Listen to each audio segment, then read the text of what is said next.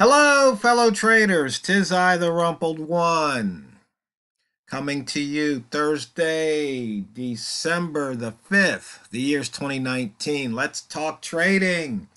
Just do it. No filters. It amazes me how many people, how many come to trading. And it's not only people that I show systems too, but I see it on other forums. Somebody presents a method, and then somebody comes along and, well, they have to back test the method. It's like, so you don't think the person that is showing you the method has done all the work? No, this person is going to come here and back test the method. Then, or they'll demand that you prove something to them. But probably, maybe the worst ones are the ones that come in and without having spent hardly any time learning the method, trading the method, practicing the method, mastering the method, they are going to offer some other indicator or something. It just cracks me up. Or somebody will look at a method, a simple method, and then they want to dink with it. They want to tweak it. They want to start filtering. But, just trade it, no filters. Because if that method has proven to be successful, and if that method has what we call an edge, then, it's real simple. Some days you're going to win, and some days you're going to lose.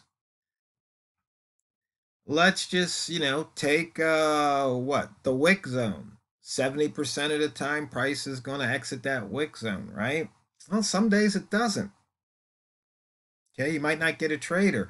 Some days it might only exit it by a pip or a couple of points, and maybe you take that loss. And here's what I like to compare it to. You guys ever watch cooking shows? You got some famous chef and they have a recipe and they show you how to make it.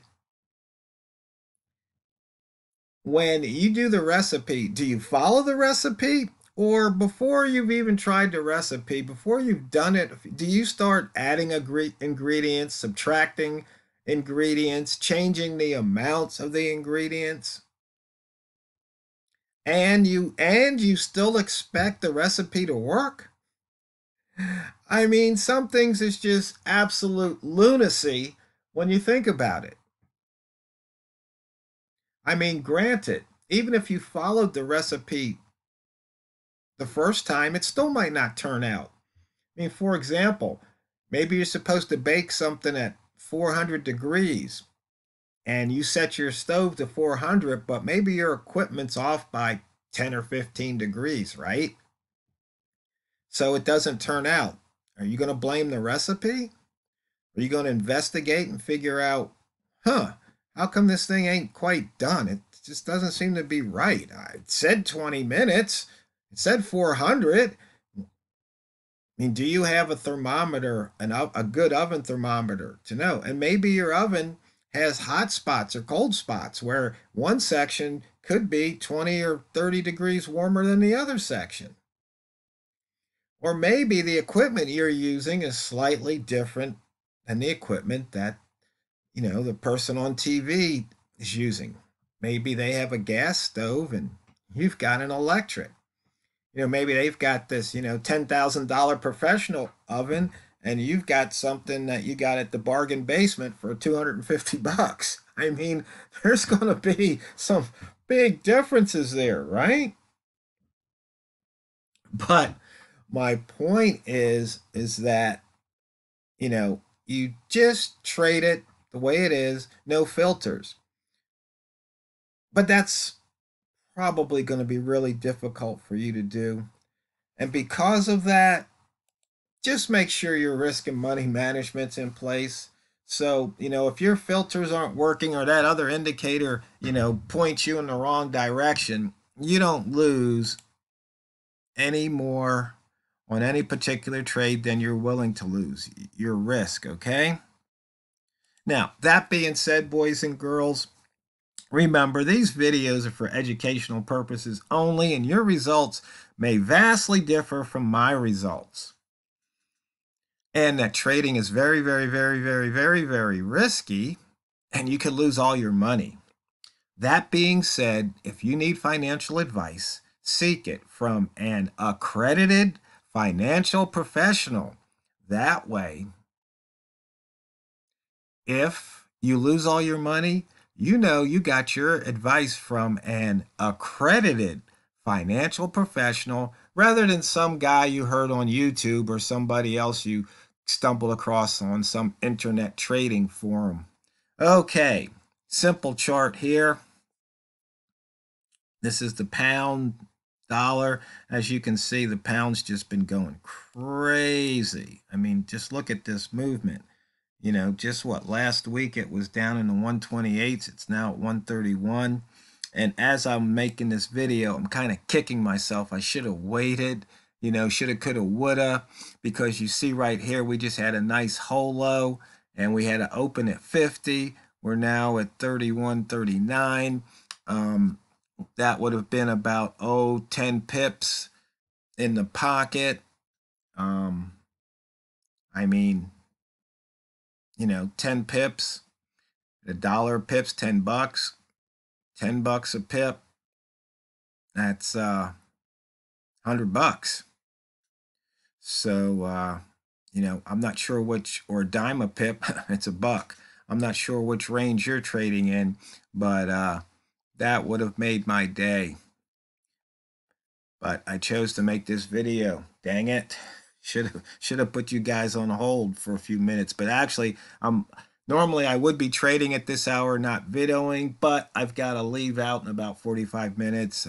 I volunteered a food bank and I've got meetings all day. So I got to beat feet. So I put you guys first. Okay, now back, our dollar yen that we look at. 1, 2, 3, 4, 5 gaps still haven't filled. Oh, I've got an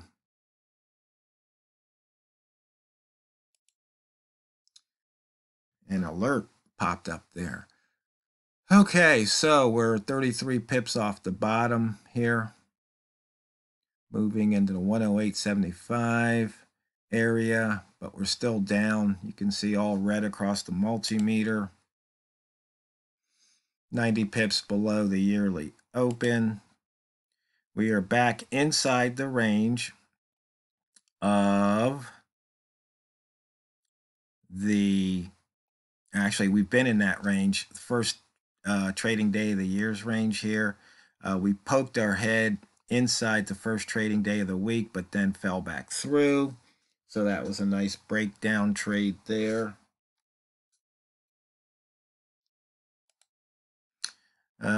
There's the opens. You can see here we're getting ready to cross below the August 1st open here on the yen. And in the ranges here, you can check out the gauge. Oh, that reminds me, maybe I'll have to do that next week. I had something else I was going to show you guys. Okay, we're in that inside bar here on the week. So we didn't escape it. Range 1, 2, 3, 4 pairs over 100. Not bad. You can see the yen broke out by about 3 pips off the high. So you see here, a lot of times you get a much higher break than that, but some days you don't, and that's all you get. I mean, that's just it. But you're not going to throw the baby out with the bathwater here. You just have to, every day, you just have to take what it gives you, or take what you can and give none back, actually, because the market's not going to give you anything. You actually have to get in there and take it. And right now, I am so kicking myself for not being short at 50. It hurts. Okay. What do we have here on the yen? You see we took out the pivot this hour.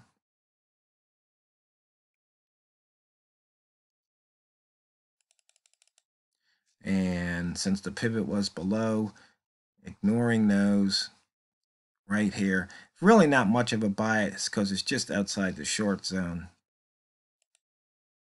And looking here at the pound dollar, once again, we're looking at M15, but we can switch over to H1 if you want. And there you have it, a holo inside the rat zone. We are now 20 pips off the high.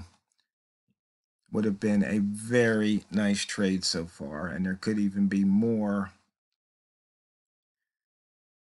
to be had. And here we can even go all the way down to M5.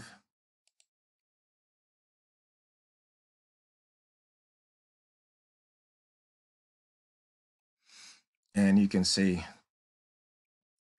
I believe at M5, I believe one of these, let's see, what's the 0, 0?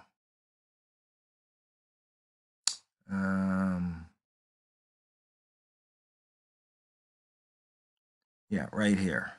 This was the highest open. Right there at 50. Would have been a very nice trade. Oh well, guess what? There'll be another. Back to dollar yen. You can see where it is. We took out that pivot.